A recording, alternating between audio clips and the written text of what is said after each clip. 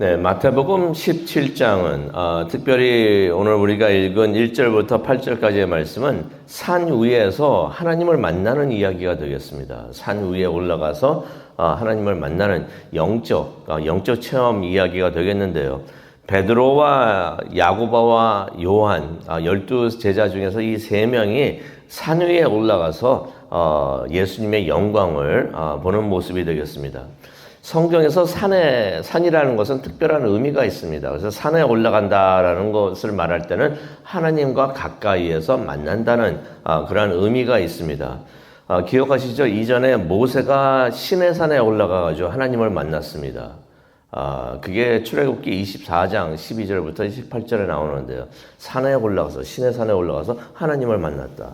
엘리야도 그러죠. 엘리야도 산에 올라가는데 호렙산에 올라갑니다. 호렙산에 올라가가지고 하나님과 가까이 하면서 하나님의 음성을 듣는 그런 말씀이 열왕기상 19장에 나옵니다. 근데 오늘 말씀에서는 예수님의 제자들이 산에 올라갑니다. 예수님과 함께 산에 올라가가지고 하나님을 만나는 그러한 영적 체험 이야기, 영적 체험 이야기가 되겠는데요. 오늘 바로 그 이야기를 나누어 드리려고 합니다. 근데 1절을 보기로 원하는데요. 17장 1절을 보니까 엿새 후에라고 하면서 성경이 시작이 됩니다. 엿새 후에 예수께서 베드로와 야고보와 그의 형제 요한을 데리시고 높은 산에 올라가셨다. 어느 산인지는 몰라요. 어느 산인지 모르지만 높은 산에 올라가셨다라는 말씀이 나옵니다. 근데 이 말씀을 시작을 하면서 엿새 후에라고 하고 있습니다. 이 엿새 후에라는 말에 동그라미 치시기를 바랍니다. 이 엿새 후에라는 말이 의미가 있습니다. 이것이 이전에 모세가 시내산에 올라가서 하나님을 만났을 때 그것을 연상시키고 있는 말이 되는 것입니다. 출애굽기 24장 16절을 보게 되면은 어떤 말씀이 있냐면은 하나님의 영광이 시내산에 머물렀다라는 말씀이 나오면서 그 다음에 어떤 말씀이 성경에 나오냐면 엿새 동안 구름이 산을 뒤덮었다. 그 다음에 7째 되는 날에 주님이 구름 가운데서 모세를 불렀다라는 말씀이 나옵니다. 그때 이제 십계명을 받으면서 이제 모세가 이제 십계명이죠. 모세가 이제 하나님을 시내산에 올라가서 하나님을 만나는 그런 장면이 나오는데 그때 구름이 하늘에 시내산에 임하시면서 엿새 동안 그렇게 그런 일이 있었던 것이에요. 그래서 엿새 후에 하나님이 모세를 부르셨다라는 말씀이 나옵니다. 그래서 그 엿새라는 것이 이스라엘 민족에게는 하나님을 만나러 가는 그런 의미가 있는데 여기서 엿새 후에라는 그 말이 써 있는 것입니다. 그래서 이제 하나님을 만나게 된다는 것을 연상시키고 있습니다. 이번에도 엿새 후에 세 명의 제자죠. 베드로, 야고보와 요한이 예수님과 함께 산에 올라가서 예수님의 영광을 보고 하나님의 음성을 듣는 그런 일이 있는 것입니다. 이 세 명의 제자들, 특별한 제자들이죠. 이너서클이라고 해서 12명 중에서 특별하게 예수님께서 뽑아가지고 특별 훈련을 시키고 있었던 사람들이 됩니다. 나중에 겟세마네 동산에서 이 세 명만을 데리고 예수님께서 가셔가지고 또 기도하시는 그런 모습도 우리가 보게 되는데 12명을 데리고 가셨다가 나머지는 여기 있으라 하고서 3명만 데려가가지고 가까이에서 기도를 하셨던 것입니다. 그래서 이 3명 나중에 이제 교회가 세워질 때 교회의 기둥들이 되는 사람들입니다. 그런 사람들이 되는데 야고보는 미리 순교를 하지만은 또 다른 야고보가 들어오지만요 그런 일을 하게 되는 사람들인 것입니다. 근데 이 사람들을 예수님께서 데리고 산 위에 올라가셔가지고 특별한 영적 체험을 하게 하셨던 것입니다. 무슨 영적 체험이었는가? 2절에 나오죠. 제자들 앞에 예수님이 서 계시는데 그의 모습이 변했던 것입니다. 머릿속에 한번 그려보시기 바랍니다. 예수님의 얼굴이 해같이 밝게 빛났다. 해가 바로 앞에 있으면 눈을 뜨고 볼 수가 없겠죠. 근데 예수님의 얼굴이 그렇게 해같이 빛났다는 것입니다. 그의 옷은 빛과 같이 희게 됐다. 옷이 희어졌다라고 하는데 그것은 옷이 변한 게 아니라 예수님의 몸이 밝게 빛나고 있었기 때문에 예수님의 옷이 희게 보였다는 것입니다. 이 말씀은 어떤 말씀을 또 연상시키냐면요. 계시록에 나오는 말씀을 연상시켜요. 계시록 1장 6절에 보면은 부활하셔가지고 천국에 계신 예수님의 모습을 사도 요한이 보게 되는데 예수님의 얼굴이 해같이 빛났다라는 말씀이 나옵니다. 그리고 요한계시록 21장 23절을 보게 되면은 천국에는 해와 달이 필요 없다라고 말을 하고 있는데요. 왜 그런가? 이유가 하나님의 영광이 해같이 빛나기 때문에 해가 필요 없다는 것이에요. 천국에서는. 천국에 가시면 해가 없습니다. 달도 없습니다. 근데 하나님의 영광이 하나님이 계시기 때문에 하나님의 영광 때문에 밝은 것이에요. 근데 또 이런 말씀이 있습니다. 어린 양의 등불 때문이다. 어린 양 예수 그리스도죠. 예수님의 등불. 예수님도 그렇게 빛나게 계신다는 것입니다. 근데 이 빛이 밖에서 밝게 들어와 가지고 얼굴이 빛나게 비쳤다는 말이 아니에요. 제가 여기 서 있게 되면 이제 조명이 들어오게 되는데 조명 때문에 제 얼굴이 환하게 보였다. 이 말이 아닙니다. 예수님의 몸이 환하게 빛나고 있었다는 것이에요. 안에서 그렇게 밝게 빛나고 있었다는 것입니다. 이게 어떤 의미가 있냐면요. 그때 변화산에 올라가셔가지고 예수님의 몸이 변하신 게 앞으로 천국에서 예수님의 모습이 그렇게 된다는 것이에요. 앞으로 우리가 들어가게 될 천국에서의 예수님의 영광된 모습을 이때 보여주셨던 것입니다. 이건 어떤 것을 암시하고 있냐면요. 예수님이 하나님이시다는 것을 암시하고 있었던 것이에요. 천국에서 하나님이 그러시는데, 성자 하나님이 그러시는데, 예수님이 성자 하나님이시구나. 그것을 보여주고 있는 모습이 되는 것입니다. 베드로가 조금 전에 그런 고백을 했는데 베드로의 고백이 맞았던 것이에요. 베드로가 어떤 고백을 했습니까? 예수는 그리스도시요, 메시아시요, 살아계신 하나님의 아들이라고 그렇게 고백을 했는데 그 말이 맞았다는 것입니다. 예수님이 하나님이시라는 것이에요. 그러한 것을 증명해주는 영적 체험이 되었던 것입니다. 그런데 3절을 보게 되니까 영광된 모습의 예수님께서 모세와 엘리야와 더불어 대화를 나누신다는 말씀이 3절에 나옵니다. 그렇죠? 그때 모세와 엘리야가 예수와 더불어 말하는 것이 그들에게 보이거늘 예수님께서 대화를 나누셨다는 것이에요. 근데 궁금하지 않으세요? 무슨 대화를 나누셨을까? 마태복음에는 안 나와요. 근데 누가복음에는 나옵니다.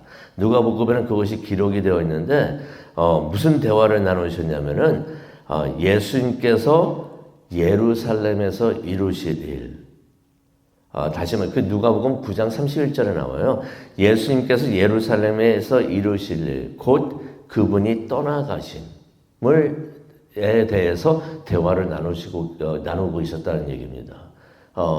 예수님께서 떠나가시는 일이 무엇을 말하고 있습니까? 십자가에 달려서 돌아가시는 일에 대해서, 그래서 세상을 떠나시는 것에 대해서 이 세 분이 이야기를 나누고 있었다는 것입니다.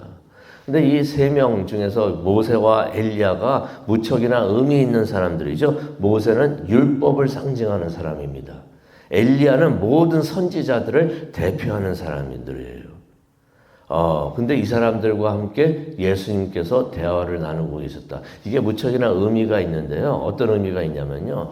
몇 가지가 있는데, 첫 번째로는 그때 세상 사람들이 기억하시죠? 예수님께서 제자들에게 물어보죠. 세상 사람들이 나를 누구라고 하느냐라고 할 때 세상 사람들이 엘리야라고 하고 선지자라고도 합니다.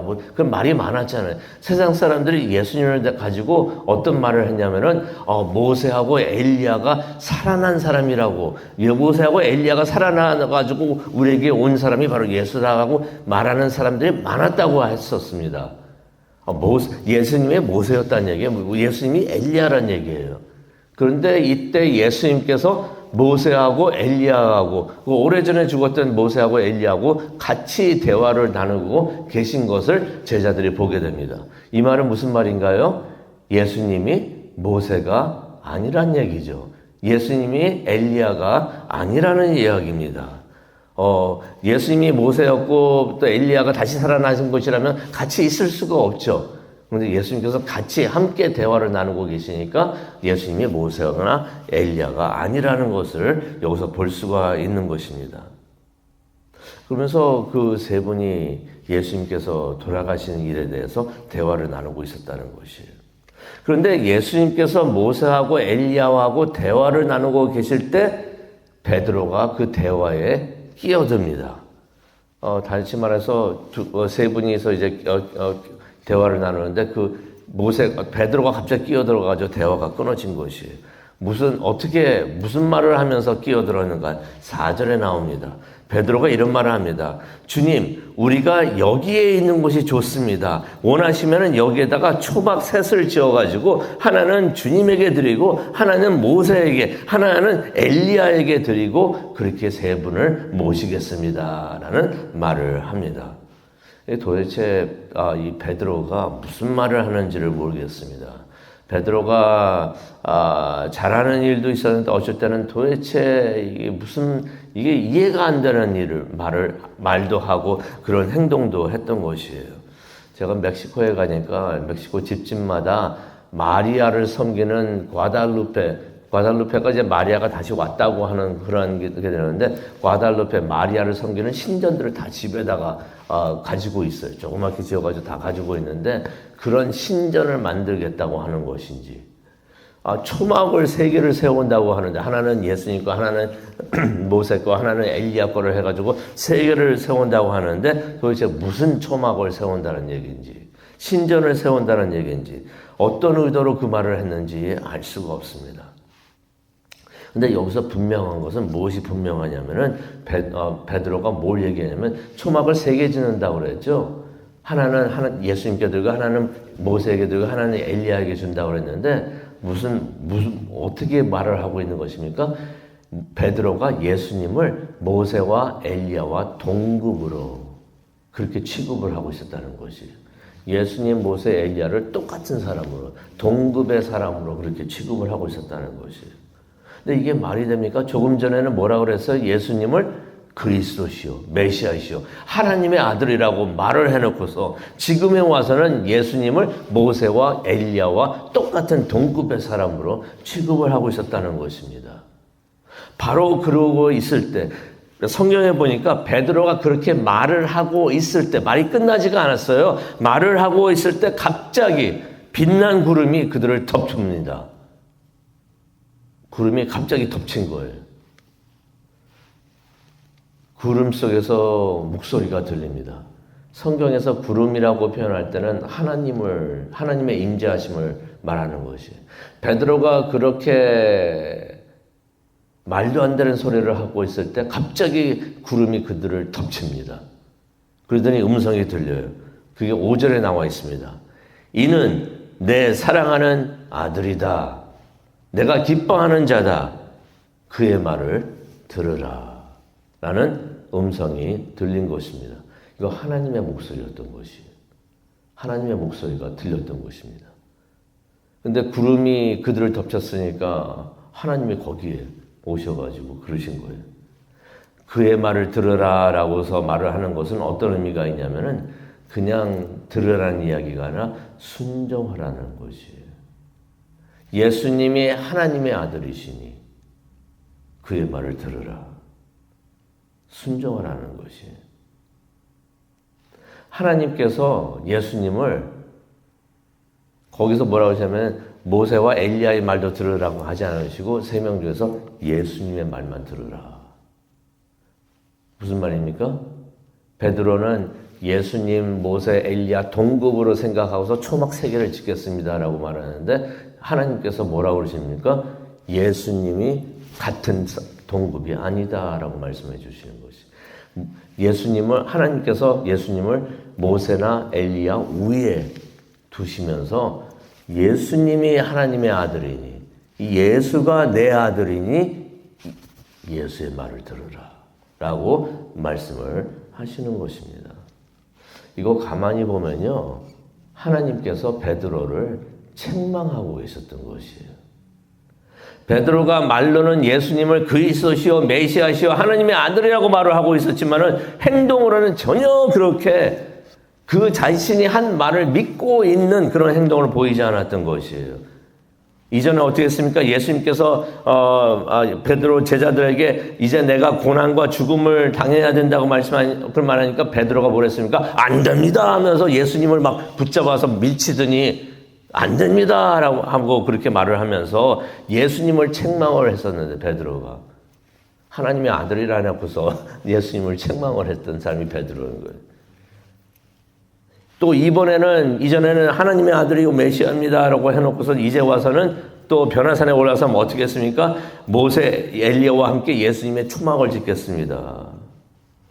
예수님께서 십자가에 돌아가실 것을 이야기하고 있으니까 베드로가 뭐라고 말합니까? 똑같이 취급을 하면서 초막을 짓으면서, 초막을 짓겠다는 얘기가 무슨 말이에요? 예수님 죽지 마시고 여기에 계속 머무르시오. 그런 말을 하고 있었던 것입니다.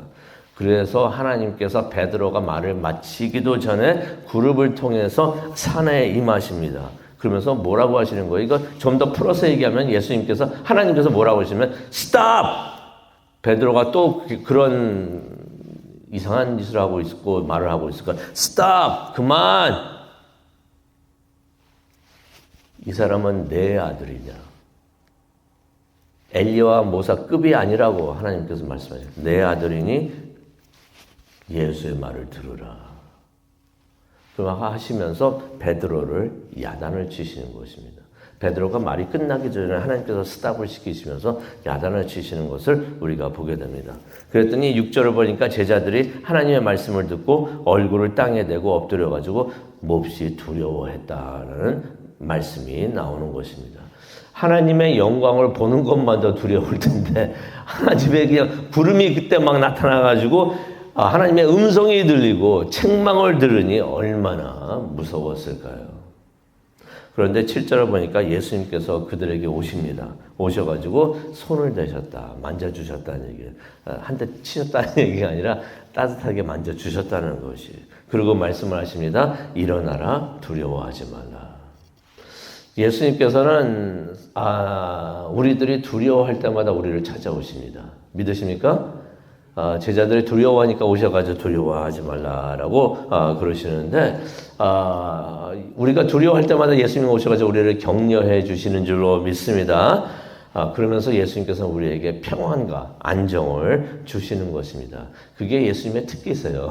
예수님의 특기는 우리가 두려워하고 불안해할 때 오셔가지고 내가 함께하니 두려워하지 말라라고 말씀을 해 주시는 것입니다.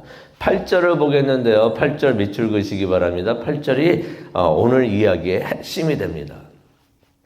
제자들이 눈을 들어가지고 보니까, 엎드려 있다가 예수님이 그 말씀을 듣고 눈을 들어서 보니까 성경에 뭐라고 기록이 되어 있습니까? 예수 밖에는 아무도 없었다. 이게 예수 밖에는 아무도 없었다는 말에 밑줄 그시기 바랍니다. 이게 이 이야기의 핵심이 되는데, 예수님만 우리 눈에 보이기를 원합니다.